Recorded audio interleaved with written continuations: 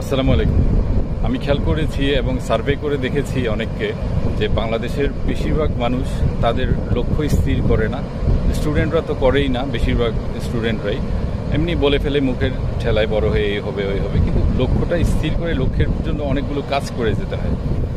আর যেটা মূলত বলতে চাইছি সেটা হলো ছাত্রছাত্রী থেকে শুরু করে যারা জব করেন, বিজনেস করেন, ইভেন যারা ঘরের গৃহিণী আছেন, তারা সবাই কিন্তু একটা লক্ষ্য থাকে সবার।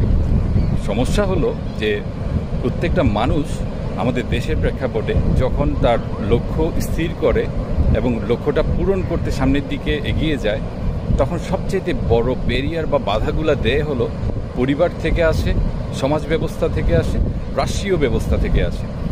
তো এখন সমস্যা থাকবেই, আমাদেরকে মনে রাখতে হবে যে আমার যে লক্ষ্য স্থির করেছি সেই লক্ষ্য স্থির করে আমি চুপ হয়ে ধৈর্য ধরে আমাকে চেষ্টা চালিয়ে যেতে হবে। ডে আফটার টুমোরো, আজকে বাদে কালকে একবার দুইবার বাধা আসবে, শেষ পর্যন্ত আমি সাকসেসফুল হবই।